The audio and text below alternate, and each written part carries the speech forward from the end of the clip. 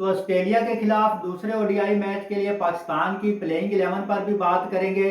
लेकिन भाई breaking news ये है कि बाबर आजम ने ओडीआई में ओपनिंग करने से इनकार कर दिया है। अब हुआ कुछ यूं है कि आकिब जवेद ने बाबर आजम से कहा है कि भाई आप ऑस्ट्रेलिया के खिलाफ ओडीआई में ओपनिंग करें। लेकिन भाई बाबर आजम ने साफ और सीधा जवाब दिया है कि भाई मैं ओडीआई में पहले भी नंबर 3 पर खेलता था और अब भी नंबर 3 पर खेलूंगा। अब आकिब जवेद मुझे ये बता दे कि भाई बाबर आजम ने ओडीआई में कब ओपनिंग की है। टी20 में तो वो ओपनिंग करता रहा है और टी20 में उसका ओपनिंग रिकॉर्ड भी अच्छा है। लेकिन भाई बाबर आजम ने ओडीआई में कब ओपनिंग की है। आकिब जवेद का मेरे ख्याल में तो दिमाग खराब हो गया है। आपको ये बात पहले सोचनी चाहिए थी कि भाई जो लड़के पिछले 3 साल से हमें जलील करवा रहे हैं उनको जो है ना आप ओपनर लेके जा रहे हैं। आप तो ऐसे समझ रहे हैं जैसे आपने आयरलैंड के साथ सीरीज खेलनी है। भाई आप ऑस्ट्रेलिया के टूर पर जा रहे हैं, ऑस्ट्रेलिया के साथ आपने जो है ना ओडीआई और टी20 मैचेस की सीरीज खेलनी है। ऑस्ट्रेलिया के होम ग्राउंड होंगे और आपके जो ओपनर हैं अब्दुल्ला शफीक की क्या परफॉर्मेंस है पिछले 2-3 साल से। कोई एक भी match winning inning Abdullah Shafique की तरफ से नहीं खेली गई। साइम अयूब भी पिछले 2 साल से हर जगह पे हमें जलील करवा रहा है। ओडीआई में फ्लॉप हो रहा है, टी20 में उसको इतने मौके दिए गए वहां पे फ्लॉप हुआ है, टेस्ट में भी वो जो है ना बुरी तरह से फ्लॉप हुआ है। फिर भी आपके पास कोई ऑप्शन नहीं है अब्दुल्ला शफीक और साइम अयूब के अलावा। तो ये बात आपने पहले सोचनी थी। भाई आपने फखर जमान को तो बाहर निकाल दिया, फखर जमान को आपने साइड पे कर दिया। फखर जमान का क्या कसूर था।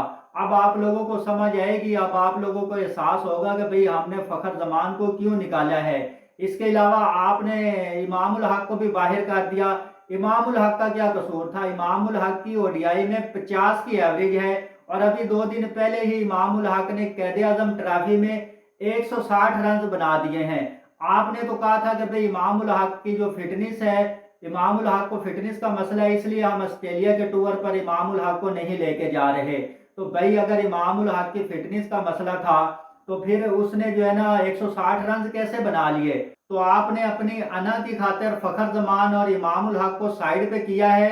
तो अब जो है ना भुगतो। अब इनकी परफॉर्मेंस तो पिछले 3 साल से नहीं है। अभी तो ये एक ही मैच हारे हैं तो आप जो है ना बाबर आजम को आगे लेके आ रहे हैं कि जी बाबर आजम ओपनिंग करे। बाबर आजम ओपनिंग नहीं करेगा, बाबर आजम नंबर 3 पर ही खेलेगा। अब आप अब्दुल्ला शफीक और साइम अयूब से परफॉर्मेंस लें, पता चल जाएगा। मोहम्मद रिजवान का भी पता चले कि भाई वो कितनी अच्छी कप्तानी करता है। अब जो है ना आप अब्दुल्ला शफीक और साइम अयूब के अलावा आपके पास ऑप्शन क्या है। आप जो प्लेइंग 11 लेके गए हैं, आपका जो स्क्वाड है, अब्दुल्ला शफीक और साइम अयूब के अलावा आपके पास ओपनिंग में कोई ऑप्शन नहीं है। खैर भाई दूसरे ओडीआई मैच के लिए पाकिस्तान की प्लेइंग 11 की अगर बात करें तो उसमें अब्दुल्ला शफीक, साइम अयूब, बाबर आजम, मोहम्मद रिजवान, कामरान गुलाम, सलमान अली आगा, इरफान खान न्याजी, नसीम शाह, शहनशाह अफरीदी, मोहम्मद हसनैन और हारिस रऊफ है। अब ये जो प्लेइंग 11 है, पहले ओडीआई मैच में भी यही प्लेइंग 11 थी, कोई तब्दीली नहीं की गई है। क्योंकि भाई अभी रात के 2 बज गए हैं और सुबह 8 बजे जो है ना हमारा ऑस्ट्रेलिया के साथ मैच होना है। लेकिन अभी तक पाकिस्तान की जो प्लेइंग 11 है वो जो है ना सामने नहीं आई। तो अब 90% चांस है कि भाई जो पहले मैच में प्लेइंग 11 खिलाई गई थी वही दूसरे मैच में भी खेलेंगे। क्योंकि भाई अब सिलेक्शन कमेटी और कप्तान मोहम्मद रिजवान के दरमियान जो है ना दरार पड़ चुकी है। आपके पास कोई ऑप्शन नहीं है भाई। आप जो है ना क्या कहते हैं उसको, ओपनर की आपके पास ऑप्शन नहीं है। इसके अलावा आपके पास पूरी टीम में कोई स्पिनर मौजूद नहीं है। आपकी बैटिंग फ्लॉप हो गई थी पिछले मैच में। आपके पास बाबर आजम के अलावा कौन सा ऐसा प्लेयर है जो कि आपके लिए लंबी इनिंग खेल सकता है या आपको कोई बड़ी पार्टनरशिप लगाकर दे सकता है। तो पूरी प्लेइंग 11 में एक बाबर आजम के अलावा कोई भी ना कोई जिम्मेदार खिलाड़ी है ना कोई बैट्समैन है। और बॉलिंग तो हमारी जो पिछले मैच में कुछ बेहतर रही थी। लेकिन भाई अब देखना होगा कि दूसरे मैच में हमारी बॉलिंग क्या करती है। स्पिनर की हमारी टीम में कमी है।